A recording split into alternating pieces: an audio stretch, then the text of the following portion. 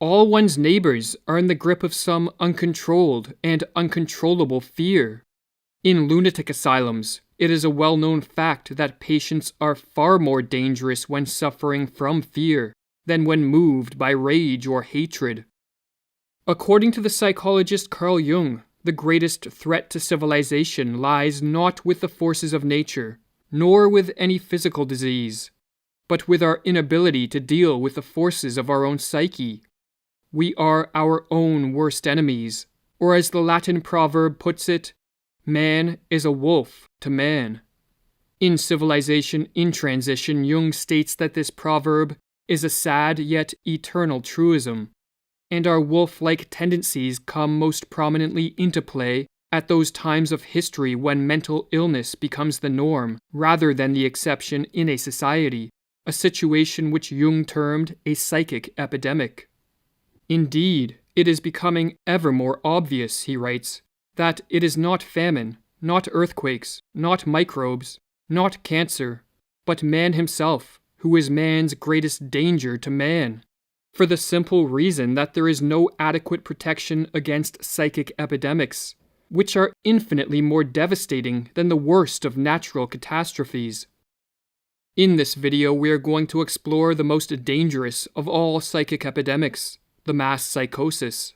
A mass psychosis is an epidemic of madness, and it occurs when a large portion of society loses touch with reality and descends into delusions. Such a phenomenon is not a thing of fiction. Two examples of mass psychoses are the American and European witch hunts of the 16th and 17th centuries, and the rise of totalitarianism in the 20th century.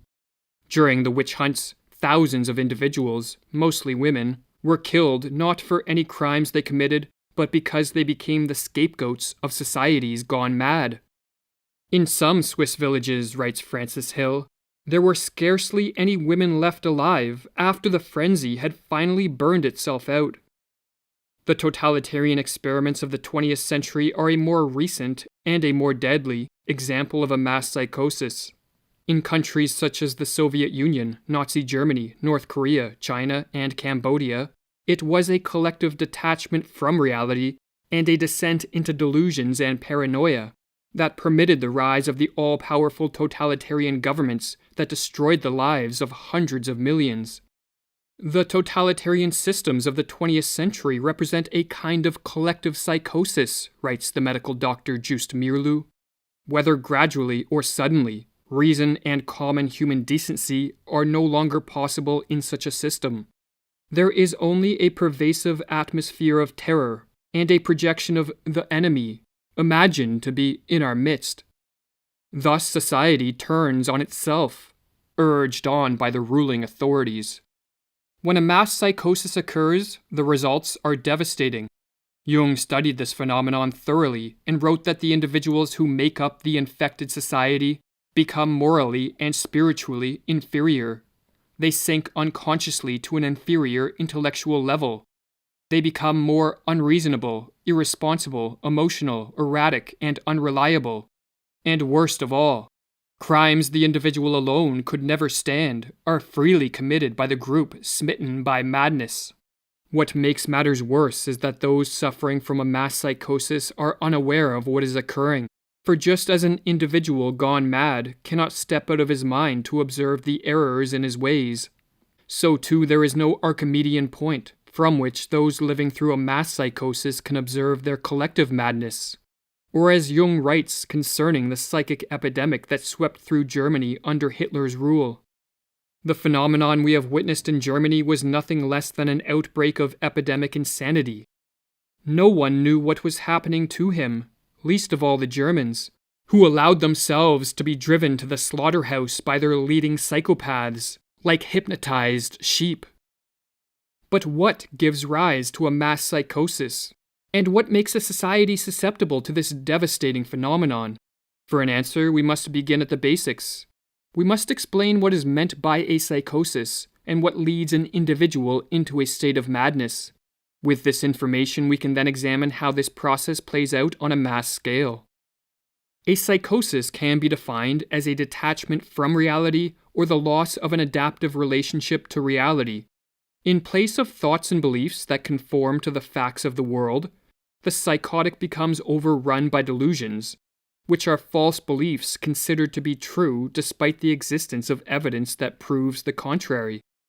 Delusion, writes Joost Meerloo, can be defined as the loss of an independent, verifiable reality, with the consequent relapse into a more primitive stage of awareness.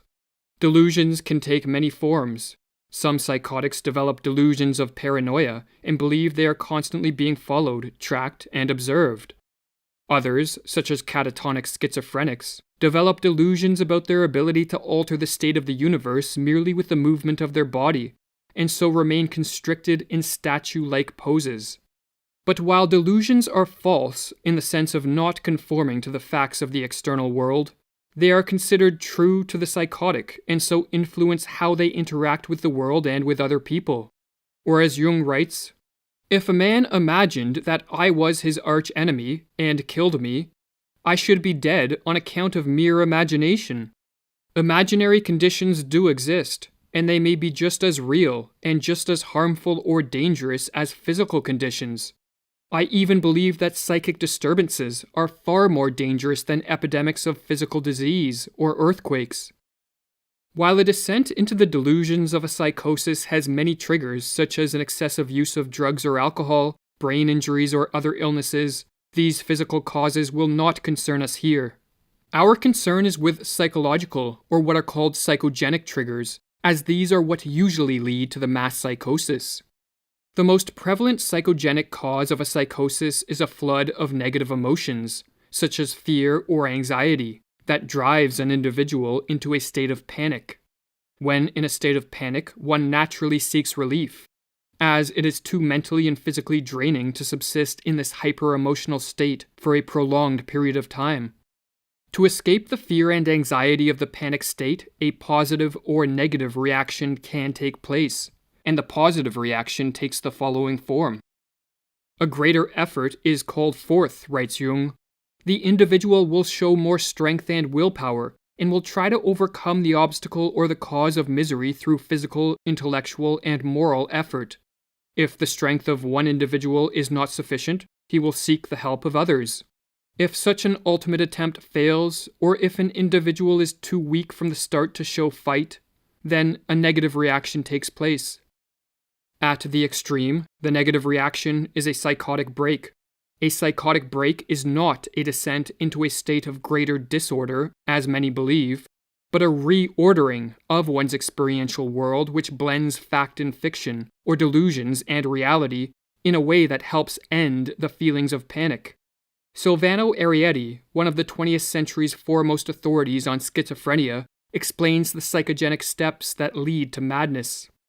Firstly, there is the phase of panic, when the individual starts to perceive things in a different way, is frightened on account of it, appears confused, and does not know how to explain the strange things that are happening. The next step is what Arietti calls a phase of psychotic insight, whereby an individual succeeds in putting things together by devising a pathological way of seeing reality, which allows him to explain his abnormal experiences. The phenomenon is called insight because the patient finally sees meaning and relations in his experiences. But the insight is psychotic because it is based on delusions, not on adaptive and life-promoting ways of relating to whatever threats precipitated the panic. The delusions, in other words, allow the panic-stricken individual to escape from the flood of negative emotions, but at the cost of losing touch with reality. And for this reason, Arietti says that a psychotic break can be viewed as an abnormal way of dealing with an extreme state of anxiety.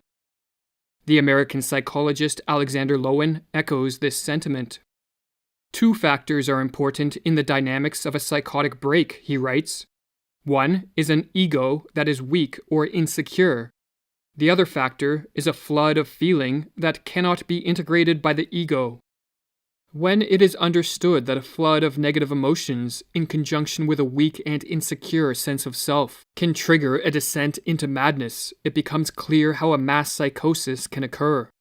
A population first needs to be induced into a state of intense fear or anxiety by threats real, imagined, or fabricated. And once in a state of panic, the door is open for either the positive or negative reaction to unfold. If a society is composed of self-reliant, resilient, and inwardly strong individuals, a positive reaction can take place. But if it is composed of mainly weak, insecure, and helpless individuals, a descent into the delusions of a mass psychosis becomes a real possibility. Great stress, in other words, can bring out the best in an individual or society at large, but it can also bring out the worst, or as the psychologist Anthony Storr writes about the potential for a mass psychosis. It is only if we accept the existence of a latent paranoid potential lurking in the recesses of the normal mind that we can explain the mass delusions which led to the persecution of witches and the Nazi slaughter of Jews. Vast numbers of ordinary men and women held beliefs about witches and Jews which, if they had been expressed by one or two individuals instead of by whole communities, would have been dismissed as paranoid delusions.